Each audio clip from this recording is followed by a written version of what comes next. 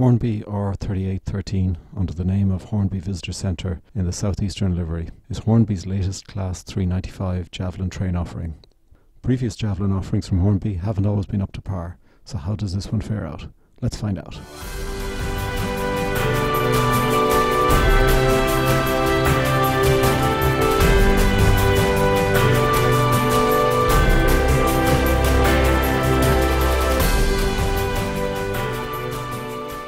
Hi, thanks for joining today's review. So first of all, we're going to do an unboxing of the 4-car unit, and we'll take a look at that. Then we'll do a close-up view and a 360 view of the cars. We'll do a running session, and that'll be followed then by a summary and scoring and final recommendation. Okay, so let's get going with the unboxing. Okay, here we're going to look at the unboxing of this Southeastern Class 395. Which has been named the Hornby Visitor Centre. So there's a story behind this. So this is the, just for reference, it's the R3813-48-284. I picked this up from Hatton's recently at a pretty good price, and had looked at some of the previous Javelins in the past, and they were all pretty poor quality and got pretty poor ratings. This one got a reasonably good rating from what some of the ratings I've seen. So I did decide to take the plunge, as I kind of liked the more contemporary classes, and this was one I've been looking at for a while. So this looked interesting, and so we're going to find out if this actually is as good as I had hoped for. Just the story behind the Class 385 from Hitachi kind of brings you through it there.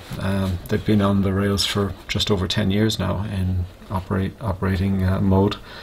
And I suppose the in 2019 locomotive 395013 was actually named Hornby Visitor Centre, and that's the background to this particular set. So it's a 4-car set with a drive car, dummy car, and 2 middle cars. You can extend it there's a coach pack that you can extend it to bring it up to the full 6-car view that you would see on the railroads today. So let's open this guy and take a look inside and see what we have. Okay, I've just taken this out of the box. So you get the standard leaflet you get with any of the Hornby locomotives, just telling you where to apply the lubrication, how to remove the body, which looks to be a little bit tricky. There's a piece at the back you actually pull out.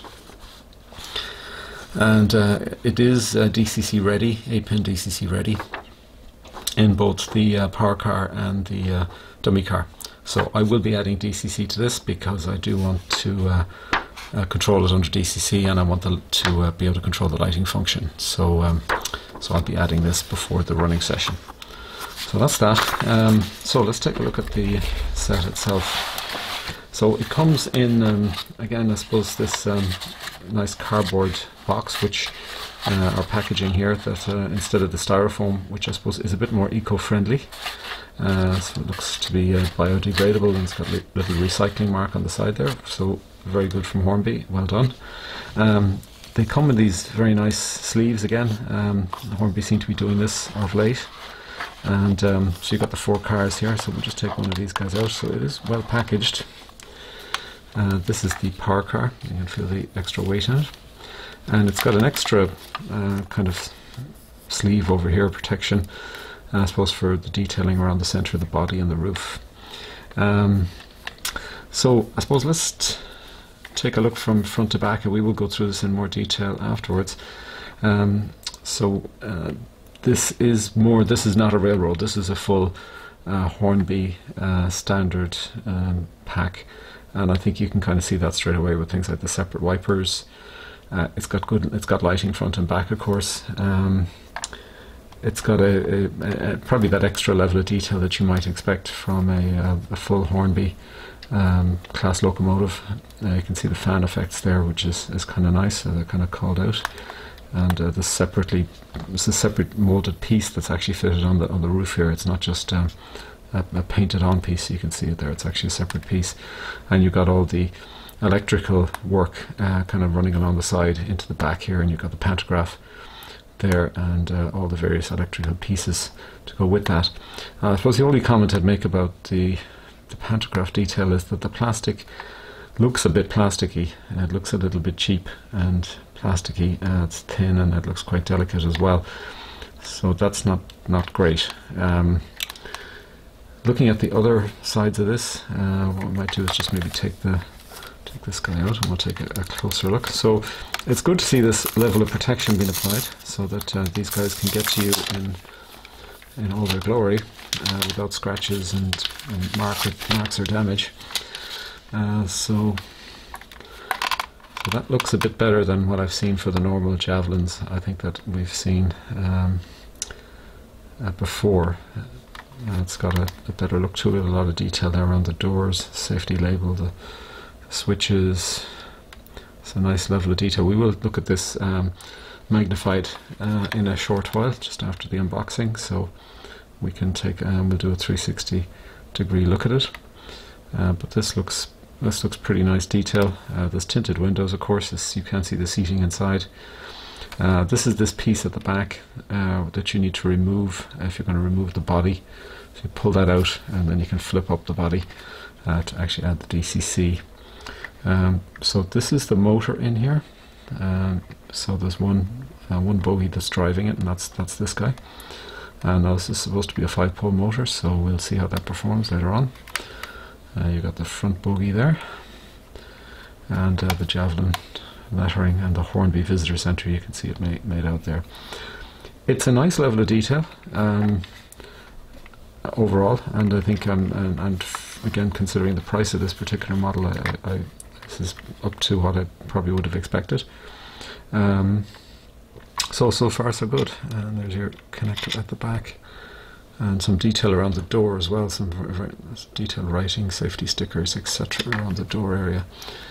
So overall, that's pretty nice. So let's take a look at one of the centre coaches. I'll just take one of these out, just ease them out gently. And again, great to see the protection applied. And I'll just take this guy off as well. Just get him out.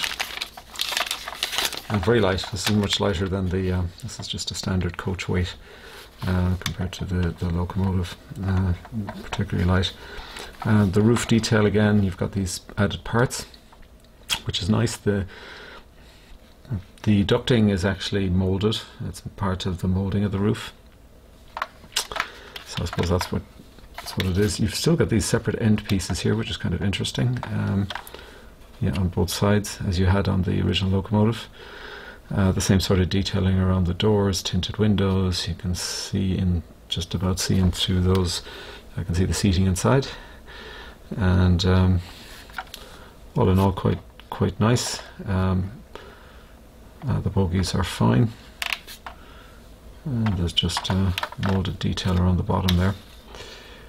So this looks fine.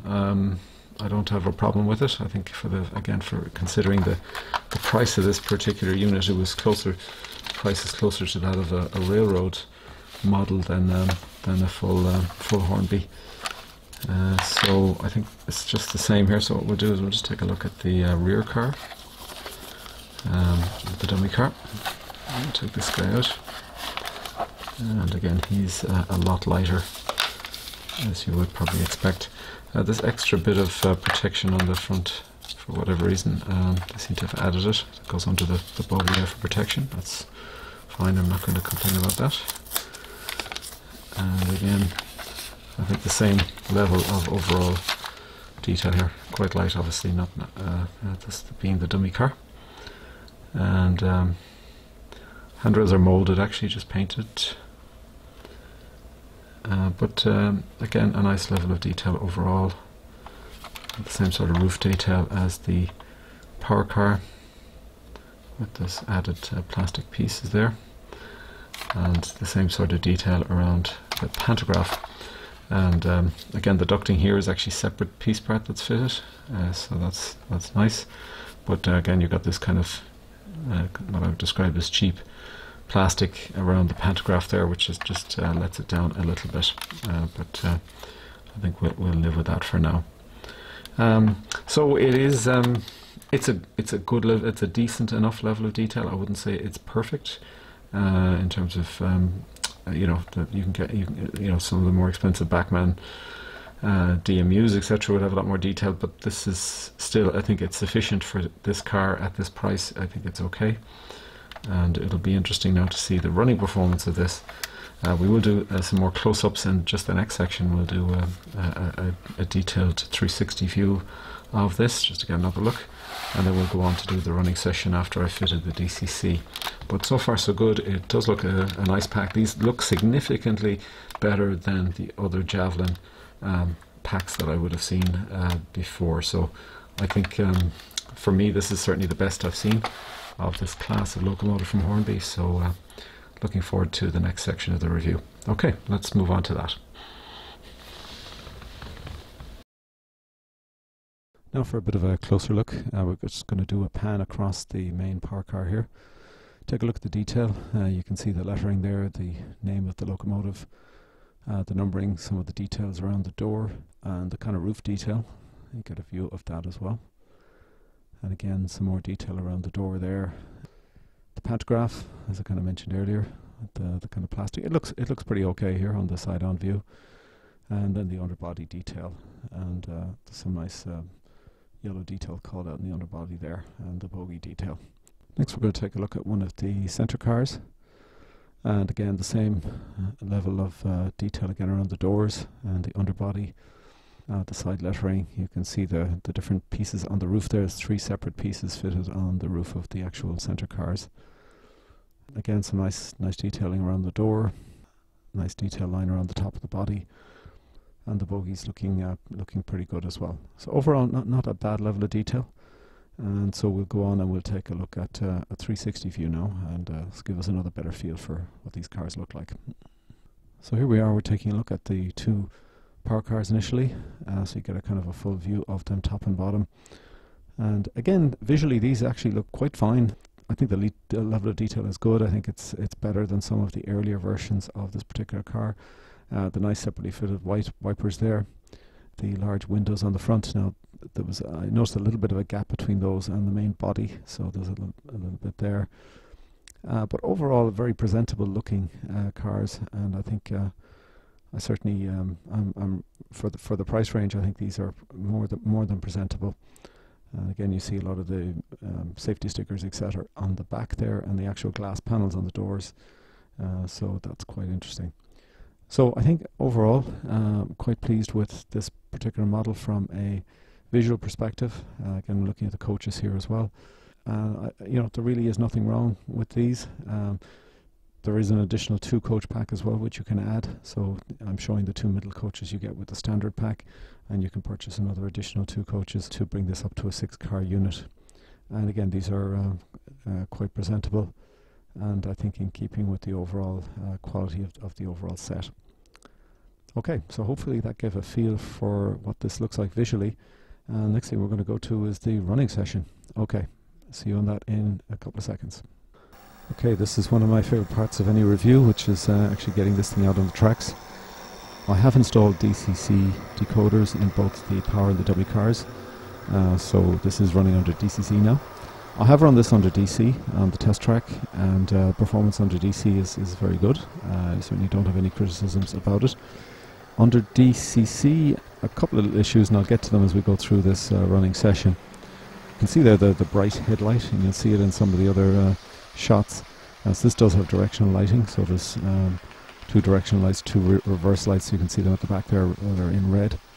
And then there's a very bright headlight actually over the top of the main, the front car, whichever car is going in. And that's both on the rear and the front cars. You can see it there, it's a very bright light on the front there. The running performance, I think, in general is pretty good. The only, I suppose, issue I did have is in the mid-range, don't seem to have a linear level of speed grades on this thing. So as you increase the speed, there's kind of a dead space in the middle range. Now we're going up to top speed here. And you have this low speed, which is good, and up to about, say, 30-40 miles an hour, and then you've got this dead space, and then you get to the kind of 80-90 miles an hour category of speed.